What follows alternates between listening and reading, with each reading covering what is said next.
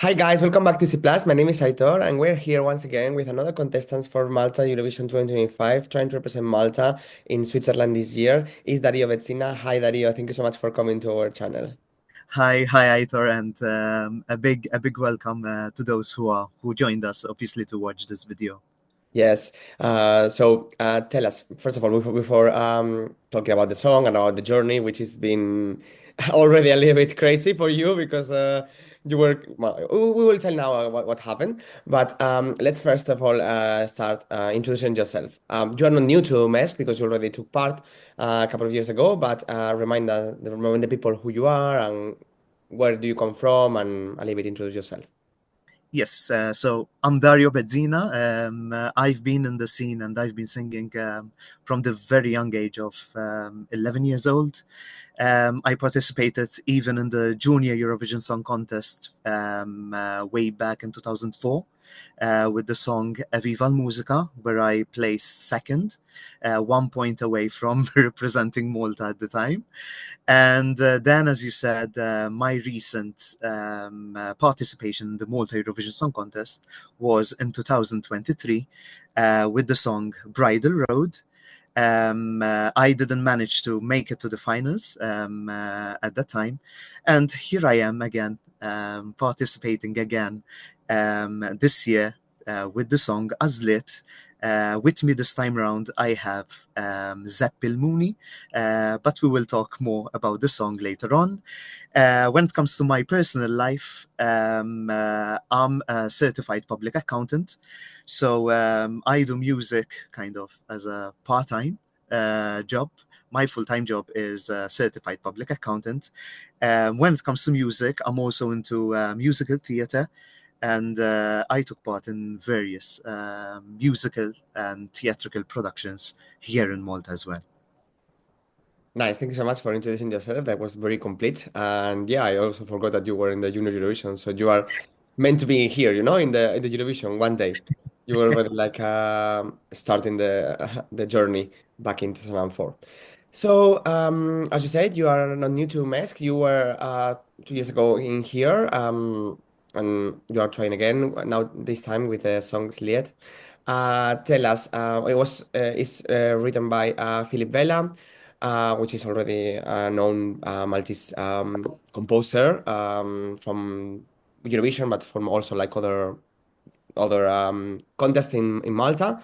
So tell us a little bit more about the song, the meaning of the song. We don't speak Maltese, so tell us what means this. It sounds really beautiful when you sing in Maltese. It mesmerized me.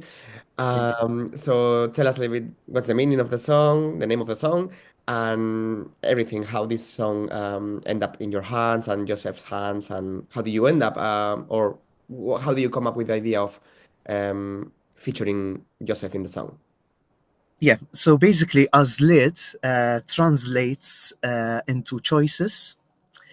And while we were writing the song, we wanted to pass on the message out there that everyone has the right to choose how to live his or her own life, basically. It speaks about freedom, about pride, live and let live, and obviously the struggles a person meets while obviously living and coming out as well. And that is the message, the main message of the song. It was inspired.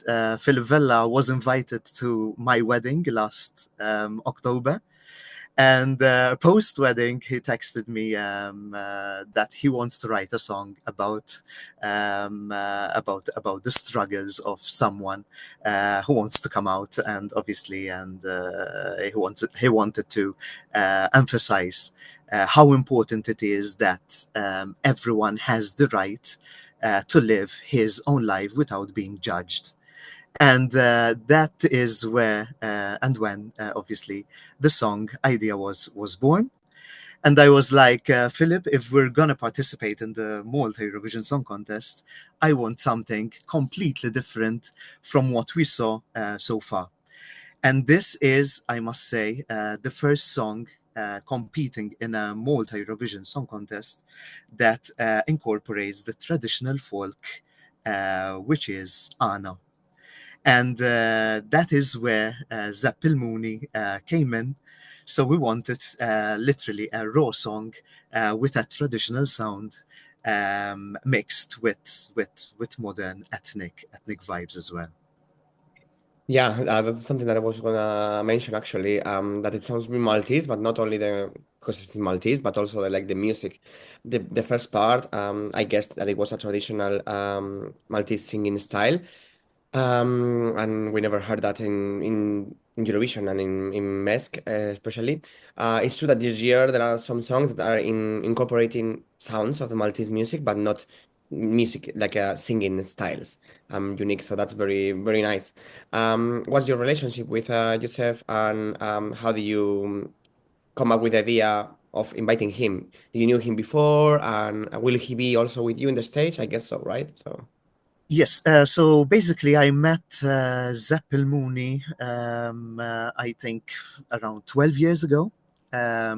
We took part in the same theatrical production at the time. And so I worked with him like on 3 or 4 occasions. So even though he's new to the Maltese festival scene, he's known when it comes to the folklore scene. So I've known him. I've known him personally for the past years. We didn't work together as close as this year, obviously, but he accepted the invitation, and yes, here he is, and I can confirm that he will be with me on stage on the semi-final night on the 6th of February as well. Nice. So now let's talk about the journey until now. So when was the song written, and what was your feeling when you submitted the song to the competition? Were you hoping to get shortlisted or not? And also tell us, just to put the people in context, we know that that this year there were 24 songs, and you weren't one of them at the beginning. But then there was Alexandra Alden, which with her song Magnolia, which got disqualified because she already released it or performed it live before the 1st of September, which is against the rules of Eurovision and MESC. So tell us, what was your reaction when you found out that you were the one replacing her, and also if you have talked to her about her feelings and how she feels about you entering, and how do you experience all this process, So this journey, yeah, which has been already crazy? yeah. Yeah. So let's make it clear, because there has been some reviews online as well Okay. about the song.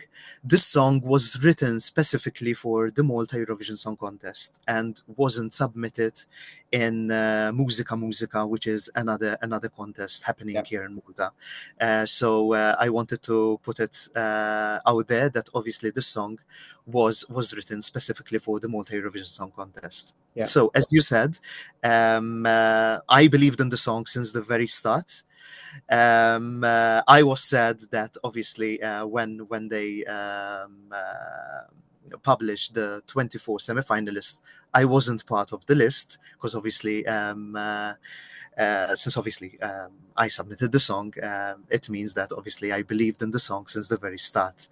But then obviously I said, I mean, this is just a game. I spoke to Philip, and we said we can plan something else with the song going forward. And I was on honeymoon when the semi-finalists were published. Yeah. So I was in Vietnam. There was, I believe, 6 hour gap between That's, Malta time and Vietnamese time. yeah. And to be honest with you, when the news came out that Alexandra Alden was disqualified, I was going to bed, and I wasn't following the news, and I was sleeping. And it was 1:30 in the morning, And my husband was like, Dario, your mobile is vibrating, like answer the call. Yeah. And I'm like half asleep, and I saw Gordon Bonello on my mobile phone, and I'm like, what happened? And I was like, hey Gordon, and he was like, hey, how are you? And I'm like, I'm not happy because you woke me up. I'm sleeping, thanks. And he was like, where are you? And I'm in Vietnam. And he Into was the like, phone phone. did you hear the news that Alexander Walden was disqualified? And I'm like, no. How it happened? And he was explaining the situation. And he was like, you're the next in line. Will you accept our offer and take her place? And I'm like, should I say yes? Should I say, let me think about it? Should I scream? Should I? And I'm like, yes, I'm in. Of course. And he was like, okay, the COO of PBS will send you an email, and you have to confirm that obviously you are accepting our offer. Yeah. In the meantime, I had to call Żeppi L-Muni, Philip Vella, like to share the news with them, but I wasn't allowed to make a public announcement on social media. So I only spoke to Philip to obviously take his opinion as well on the next steps, and he was like, "Yes, let's go for it. We're still in time to remaster the song, so let's do it." And then obviously I accepted the offer. We remastered the song since then, and obviously we presented a new version of the song later in December, and here we are. To be honest with you, I don't know Alexandra Olden on a personal level. As you may know, I don't think she resides in Malta, so I don't have the opportunity to work closely with her. But obviously, I was set for her and for the situation. But I didn't have the opportunity to speak directly with her as well. Mm. Yeah, I'm sure that she won't be mad about with you, but about you taking the spot. I mean, it was more PBS, like the decision of Yeah, PBS. I wasn't part of the decision, but Yeah, obviously I'm right. really sorry for what had Mm. happened. Yeah, I hope she comes back in the future because she's Yeah, she is an amazing singer, an amazing artist, and an amazing songwriter as well. I love her music, and I yeah. follow her on social media as well. Yeah, me too. And she's really nice. Like as a person, she seems also really nice. Of what I could see in the X Factor because she was the judge, right? Yeah, On the X yeah. Factor, yes. So yeah, we hope to see her back. But now you are taking her place, so now you need to stand up for it and like prove that you deserve the spot, which you already did because we saw that the reception of the song it was quite good because people were like aiming for this, or waiting for this, like from these Maltese sounds and Maltese language song, basically, following this year's or last year's actually Junior Eurovision entry from Ramirez that did super well in Junior Eurovision. That's something that the Eurofans and Eurovision community wants to see in the adult one also. So tell us, how are you preparing for that performance? That is going to happen literally in few weeks, right? Um, Yeah, so basically, you're going to be performing, I think, in the second semi-final. Yeah, second semi-final. Yeah, second yeah. semi-final. Yes. So that's 6th of February. February. So tell us, how are you preparing for that, and what can we expect from the performance on the stage? Yep. So basically, it comes without surprise that we're rehearsing every day, and obviously, right now we're finalizing, obviously, projections, light directions, camera work, interpretation. Not being alone on stage, obviously, we have to factor that as well. We have two different styles. You have Żeppi L-Muni, who's doing like the traditional Ana. I'm more ethnic modern vibe to the song. So we're trying to combine the two styles together in the best way possible, so that obviously we offer a good product, obviously for televiewers as well. My main aim, obviously, when it comes to what we're preparing on stage, is to keep it as raw as possible. In the sense, the song is already raw in itself. It factors the Maltesana, but I want to stay away from any gimmicks whatsoever. But we want to provide or give the televiewers an effective yet heart-touching performance as well. I'm sure it's gonna be. And now that you mentioned that, I didn't know that you came from the musical theater world, and already in the not lyric video, but in the visualizer video that they uploaded, I can see that you are now. It makes sense that you come from that world, because I can see the expression and the way of singing and the way of expressing when singing. So I'm sure that it's gonna be a really emotional and touching performance. So tell us, how do you feel about the competition this year? How are you preparing mentally for that? Because this year's competition, it's a very tough one. We saw that the quality of the songs had increased from previous years, and there are very big names and very big favorites to win this year, such as, for example, Mirena Conte, or people who already represented Malta in the past, such as Fabrizio Vaniello or Jessica, who was in representing San Marino, but she's from Malta. So people who are already more seasoned than you, perhaps in MESC, because you were once, but there are people who are like, for your fans is like, oh, like people who are always there. Yeah. So, first of all, I feel really proud that I'm part of this year's lineup, because um, uh, I think it's one of the best lineups we've ever had in the Malta Eurovision Song Contest. Because of the So, bread one, unless, no. so being part of this lineup, I already feel really, really proud that I got the chance to be here. Obviously, every year there will be the fans' favorites, the jury favorites. I'm part of the competition. I'm working really hard to give the best performance that obviously I could dream of.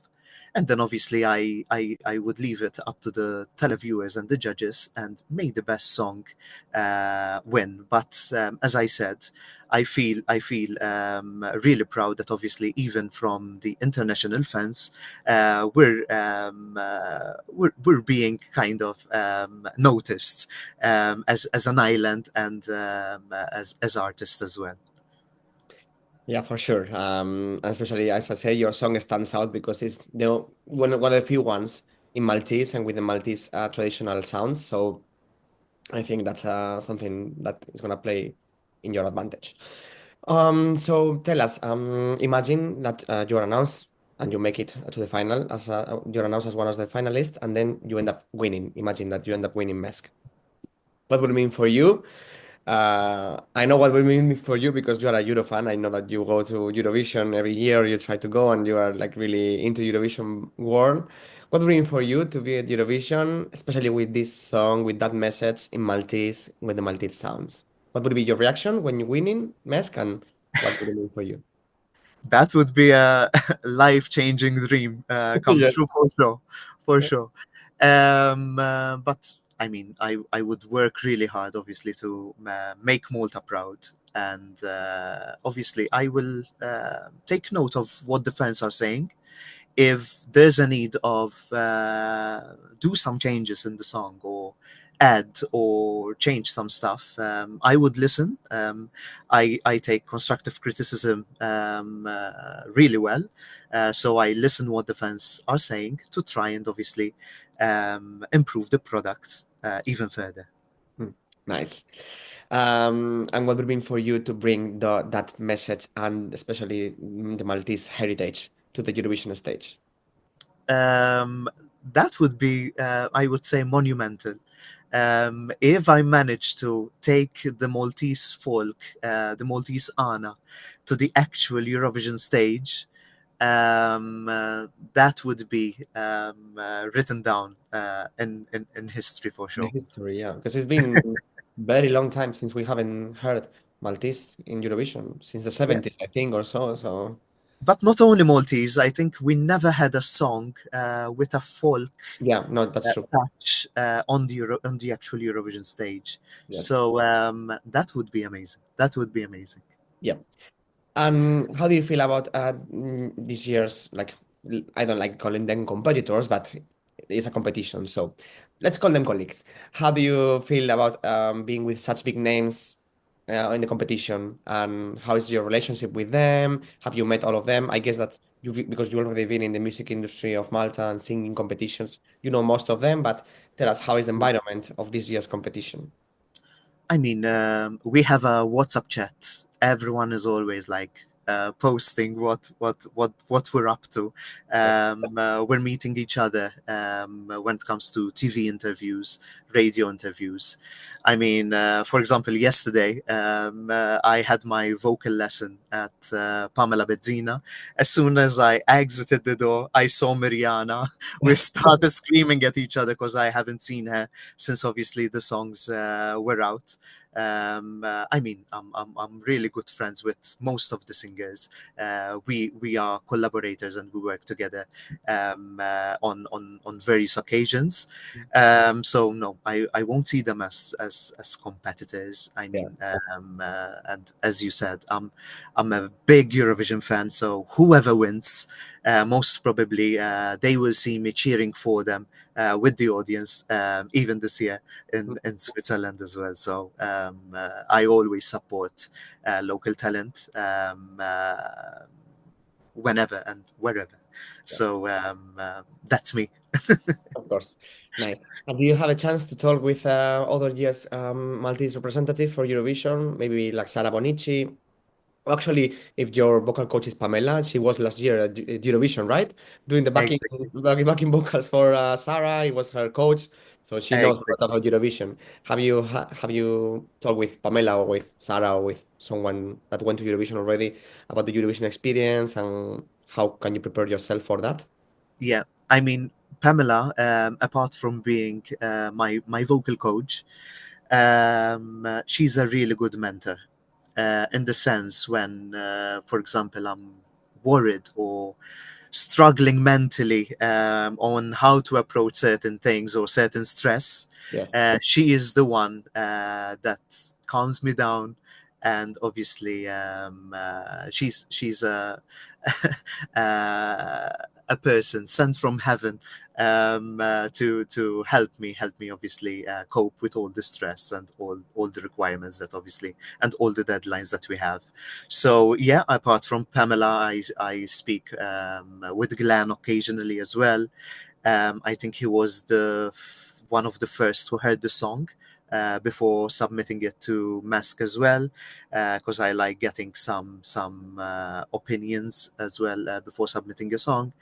So yeah, I speak occasionally with previous Malta Eurovision representatives as well, and obviously I can only learn from such great people as well.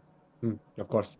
That's really nice that you have the support from Pamela also, like both vocally but also like Exactly. emotionally. That's Yeah. really nice. And finally, so we know that you're a Euro fan and you go to Eurovision almost every year and to Eurovision events. What's the song from Malta and outside Malta that really is really close to your heart, made you want to compete this year? This year or like in general, like, that made you dream to be on that stage one day? So I started following Eurovision in 1997 when Debbie Sherry represented Malta with "Let Me Fly," and I think that was the point in my life where I said, "Yeah, I want to start singing professionally." So I started taking lessons at the time, and I think that performance is what inspired me to be here today. So if I had to choose one song, I would choose "Let Me Fly." if I had to choose a favorite song that represented Malta till now, one has to mention Angel from Chiara Mm, and Desire from Claudette Parch, I guess. Those are two songs which remain close to heart as well. nice. And outside Malta, which is the song that what's your favorite song from Eurovision? My personal favorite, funnily enough, is Fly on the Wings of Love from Olsen Brothers. Yeah, It's a song which fills me with positive vibes. From the recent additions, I have to choose Tattoo from Loreen. Green. I saw her winning Melody Festival as well. I was there in Stockholm. So I will choose that as well. Yes, that's iconic song. So yeah, thank you so much, Dario, for coming to our channel and to our interview. It was really nice chatting with you and getting to know you more and the meaning Same here. behind your song. And before we leave, if we could, if you should, if we, sorry, if you could send a message to our followers and people watching this video, and so people are cheering you also and supporting you, that would be amazing. And thank you so much. And I will see you very soon in Malta.